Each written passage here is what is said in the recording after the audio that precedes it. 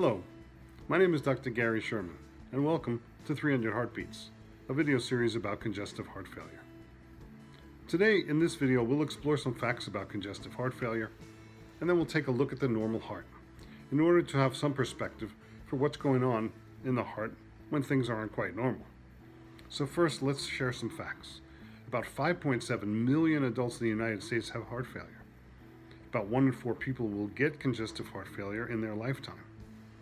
It is generally a progressive disease, meaning the condition worsens over time. But it could come on very suddenly as well, adding to the complexity and confusion that congestive heart failure presents.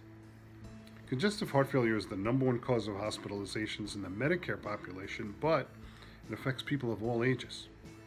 And 1 in 9 deaths include heart failure as a contributing cause.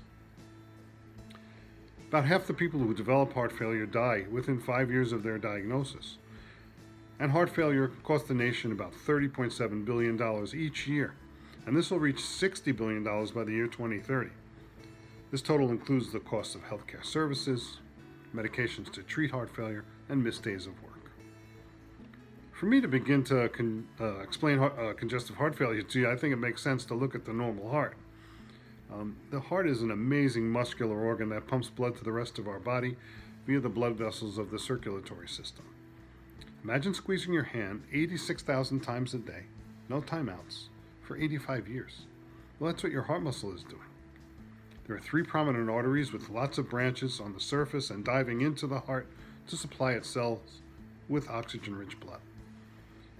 And there are 4 main chambers.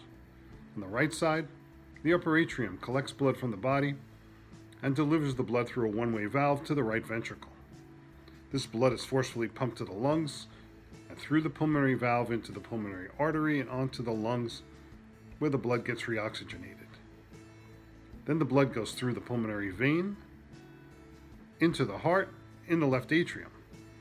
When the blood gets to the left atrium, it's forcefully sent through a valve, the mitral valve, to the large left ventricle, which then sends the blood through the 4th valve, the aortic valve, to the largest artery we have, the aorta, and then the blood gets delivered to all the organs of the body. Now, I'll tell you more about why the heart is able to do this faster and stronger at times when we need it to in a later episode. Join me in our next episode when we'll answer the question, what is heart failure? And what are some of the myths about heart failure? Until then, I'll see you next time.